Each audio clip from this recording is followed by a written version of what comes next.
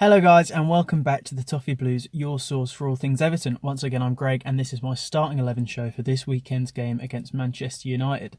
It's going to be a little eerie and a little moody lighting, but for all those people asking in the comments why I'm in my car filming these all the time, for anyone who works at home at the moment you'll understand the impossibility to get a moment's silence within the house.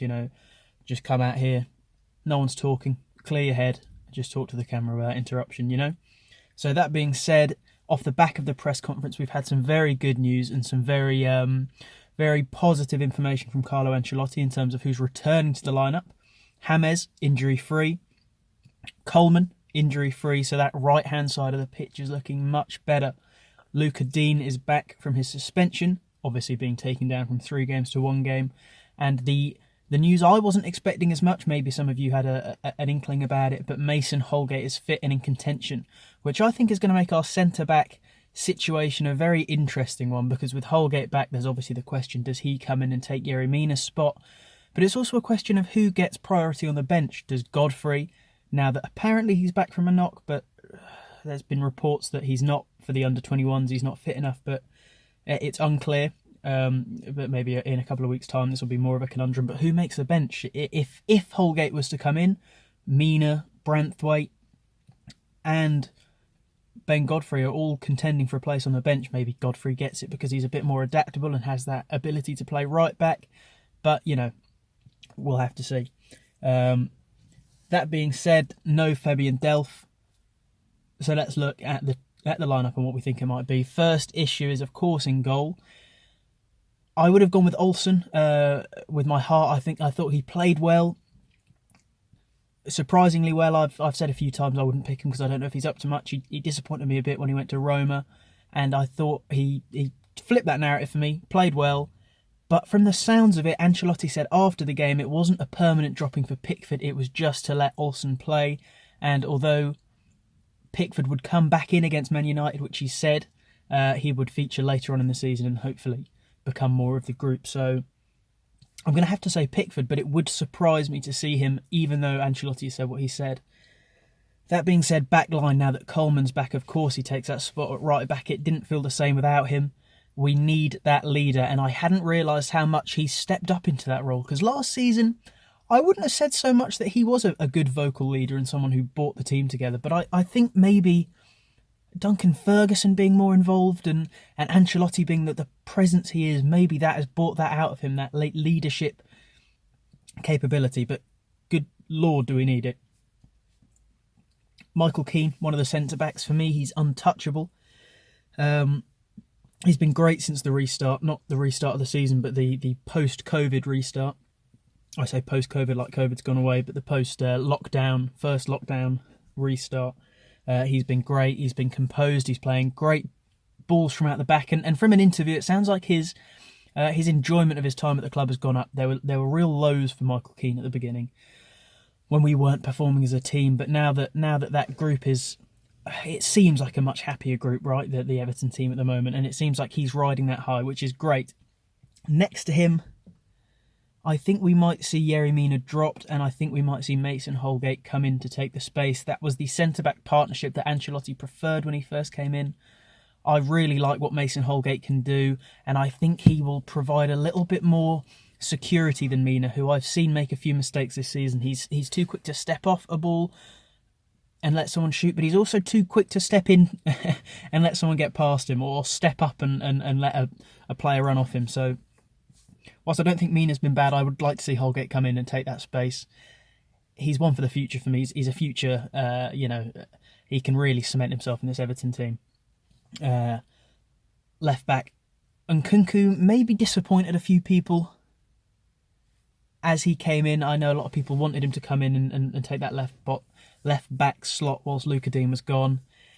And he came in, and I think he was given too much to do. That compact midfield we had meant he was all of the width we needed up that side of the pitch, and he seemed to struggle. Obviously, him and Kenny were both taken off because I don't think that formation worked. So I will also prefix this by saying I think we will return to the formation we were seeing earlier in the season.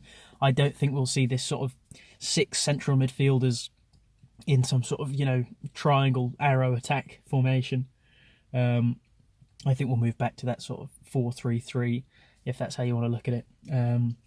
With Luca Dean at left back, taking his spot back. But I don't want anyone to get disenfranchised with Nkunku just because of one poor Premier League game.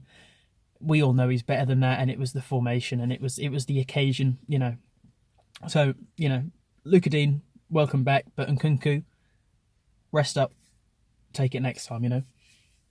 Moving to central midfield, I think the two that we can count on will be Decore and Allen, because I think they're the best in their position at what they do. And with Delph out, I don't think there's any real competition. But where we have to have a conversation is just in front of them. Who plays? Because, frankly, maybe 4 weeks ago, I was looking at that position and going, Andre Gomez is playing well. You know, this is an undefeated team in terms of the midfield, having not changed. Gylfi Sigurdsson looks good coming off the bench. Iwobi's looked good in that position in pre-season. Bernard has looked good in that position in pre-season, and we know Iwobi can play there. So it's an exciting position to have all these conundrums. Now, a couple of weeks later, Andre Gomez has really fallen off. Gylfi Sigurdsson's had that opportunity and seems to have wasted it and gone back to Gylfi of old. We're not seeing much of Bernard, and Iwobi's having to fill in that spot for Richarlison on his suspension. So we're back to another conundrum there where we seem to be stuck. I think it's going to have to be Andre Gomez. I think Carlo Ancelotti will persist with him. We know there's a player there, but I will also say that he might have had a knock, plunged into darkness. He might have had a knock, so we're not 100% sure he will actually be in contention. So if obviously he's not fit, then it'll be Gylfi Sigurdsson. But let's assume he's fit, and so it's Andre Gomez there. Front line, James is back. James is back, and he will obviously be taking up that spot because we've missed his quality dearly. We have missed his quality. Obviously, he did play against Southampton, which we lost, but he looked a little off the pace, and Ancelotti hinted that might have been the beginning of his injury, and that might have hampered how he played. But with him back, the creativity is back. Obviously, he goes in. In the middle, Dominic Calvert-Lewin. People might be saying he's losing a bit of that, you know, momentum he started the season with, but he's still getting goals. And with James back, they're sure to continue.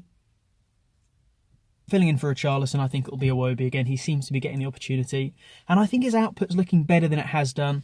He's probably in, I know it's not saying much, but he's probably in the richest vein of form he's had in an Everton shirt. So let's keep him in there and hope he can kick on. So that being said, that's the team. Pickford in goal. Coleman, Keane, Holgate and Dean as a back line. Decore and Allen just in front with Gomez. Yes, I'm going to stick with Gomez just in front and a front line of James, Calvert-Lewin and Iwobi. Let me know what you guys think. Do you think Gomez has used up a chance too many? And if so, does Sigurdsson come in? Does Bernard come in? Would you throw Holgate straight back in, or am I being crazy? Do you think Mina's done enough to keep that spot? Do you think Ancelotti's being crazy and that Olsen should carry on in goal and give Pickford a little bit of time to rest and relax? And other than that, what would be your starting lineup? Let me know in the comments. Let's hope we can get back to winning ways, because this is a big test for us. Can we come back from these two defeats, and can we show some real grit? Let me know. Hope for a good result, and I'll see you guys next time.